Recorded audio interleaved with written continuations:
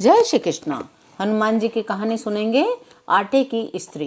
किसी गांव में एक आदमी अपनी पत्नी व छोटे से पुत्र के साथ रहता था। एक बार उस गांव में एक साधु आया जो तंत्र मंत्र दिखाकर अपना पेट पालता था। उस आदमी को साधु की संगत में ऐसा मन रमा कि वो उसके साथ तंत्र मंत्र सीखने को आतुर होकर उसके साथ ही चला गया।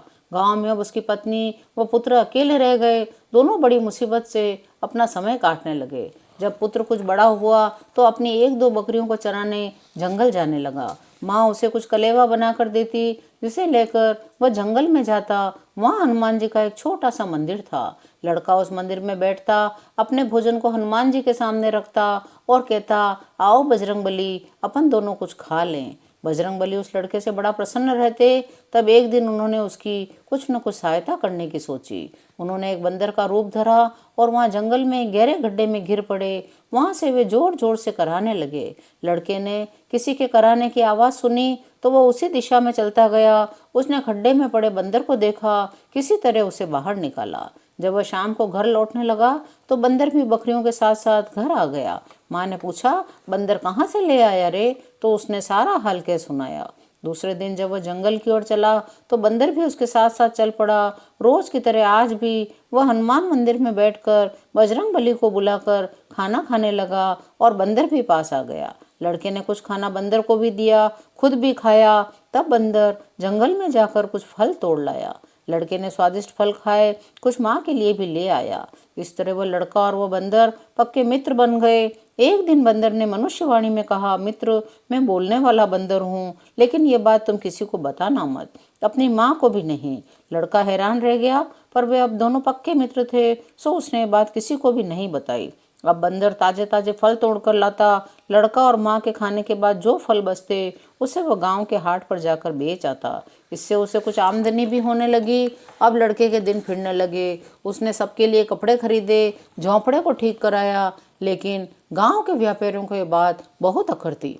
लड़के के लाए हुए फल तो इतने ताजे और मीठे होते थे, सारे हाट में उसी के फलों की मांग रहती। इससे उन व्यापारियों को बड़ा नुकसान होने लगा। सभी व्यापारियों ने लड़के को धमकी दी, यदि वह यहाँ फल लाकर बेचेगा तो उसका झोंपड़ा जला दिया जाएगा और माँ बेटे को गांव से बाहर कर दिया जाएगा। माँ बेटे तो पहले ही अनाथ थे, वे इन धमकियों से बुरी तरह डर गए थे। लड़के ने बंदर से कहा, अब तू फल मत लाया कर, पहले ही तो मेरे पिताजी नहीं हैं, घर भी नहीं रहेगा तो हम कहाँ जाएंगे।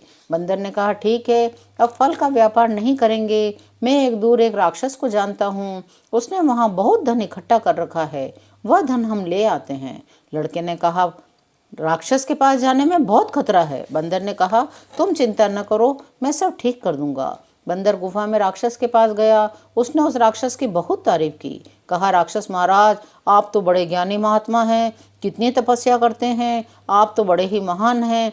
राक्षस जो क्रोध से ओंकार भरता था, अपनी प्रशंसा सुनकर थोड़ा पिघल गया। बोला, अरे बंदर, तू बातें तो बड़ी लच्छेदार करता है, तेरे आने से मेरा अकेलापन दूर हो गया। बातों ही बातों में राक्षस ने कहा, अरे बंदर, मुझे एक पत्नी की आवश्यकता है, जिससे मैं घड़ी दो घड़ी बात कर सकूं। बंदर ने कहा, वह अवश्य कोई उपाय करेगा। बंदर ने घर आकर सारी बात उस लड़के को बताई। लड़के ने कहा, मित्र, कौन सज्जन स्त्री उस राक्षस की पत्नी बनेगी? बंदर ने कहा, मित्र, तुम आटे की एक बड़ी सी स्त्री बनाओ, मैं उसके लिए कहीं से अच्छे वस्त्र और आभूषण ले आऊंगा। लड़के को बंदर पर पूरा विश्वास था। उसने हनुमान जी का नाम लेकर एक बड़ी सी आटे की स्त्री बना दी। बंदर वस्त्राभूषण लाया। रात्रि को उसे आटे की स्त्री को पहना दिया और उसे सजाकर दोनों जंगल की ओर चल पड़े। राक्षस के गुफा पर जाकर लड़के ने कहा, मैं यहीं खड़ा रहता हूँ, तुम अंदर जाओ। बंदर ने आटे के पुतले को गुफा के बाहर रख दिया और आवाज लगाई, राक्षस महाराज, स्त्री ले आया हूँ, कुछ इनाम तो दीजिए। राक्षस के पास बहुत सा लूटा हुआ धन था, थोड़ा लाकर बंदर को दे दिया। बंदर ने कहा, मेरे जाने के 3 प्रहर बाद स्त्री को देखना और ब्याह रचा लेना। ऐसा कहकर धन लेकर लड़के के साथ वो बंदर घर लौट आया। उधर जब राक्षस ने 3 प्रहर बाद स्त्री को देखा तो आटे के पुतले को देखकर क्रोध से आग बबूला हो उठा। सूंघते सूंघते वो उस लड़के के घर तक आ पहुंचा। जोर से हुंकार लगाई। लड़के की माँ ने जैसे ही दरवाजा खोला, राक्षस भीतर आया। लड़के की माँ तो डर के मारे कांप उठी, लेकिन राक्षस एकदम से मुंह देखता ठगा सा रह गया। ये तो उसकी पत्नी थी, जिसे वह बरसों पहले छोड़कर चला गया था। उसने कहा, प्रिय, पहचाना नहीं? मैं तुम्हारा पति हूँ। अपने पति को इस रूप में देखकर पत्नी सकते में आ गई। वह पति को पहचानने लगी। पति के शरीर पर बड़े बड़े बाल, लंबे नाखून, गंदा शरीर देखकर वह सिहर उठी। उसने उसे आसन दिया और इसका राज पूछा। तब राक्षस ने बताया, साधु के साथ तंत्र मंत्र सीखते सीखते उसकी आदतें खराब हो गई थी। वक्त बेवक्त खाना, जागता रहना, गलत सलत वस्तुएं खाने से उसका शरीर कुरूप हो गया। वह हिंसक बन बैठा, आते जाते लोगों को लूटने लगा, उनका खून करने लगा। अब वो खुद इन सब से बहुत घबरा गया, फिर से एक अच्छा जीवन जीने की इच्छा रखने लगा था। तभी इस घर से एक बंदर आया। उसने मुझे आटे की बनी स्त्री ला कर दी। मैं उसी का पीछा करते करते यहाँ तक आ पहुँचा हूँ। ये सारी बातें वो लड़का और बंदर भी सुन रहे थे। वे भी सामने आ गए। स्त्री ने पति को पुत्र से, पुत्र को पिता से मिलवाया। सभी गले मिलकर रो रहे थे। तभी बंदर ने इशारे से लड़के को बाहर बुलाया और कहा, अपने पिता से कहो जंगल वाले हनुमान जी के मंदिर में जाकर तपस्या करे, स्नान करे, ध्यान करे। जप कीर्तन करने से वे पुनः ठीक हो जाएंगे। जब पुत्र ने पिता को ऐसा करने को कहा तो वे सहर्ष तैयार हो गए। 1 वर्ष की तपस्या के बाद उनका शरीर धीरे धीरे अच्छा होने लगा। अब वे पुनः नए जीवन के साथ पत्नी और पुत्र के साथ रहने के लिए आ गए। तब एक दिन बंदर ने मौका देखकर उस लड़के से कहा, मेरा काम अब समाप्त हो गया है, अब मुझे वापस जाना ही होगा।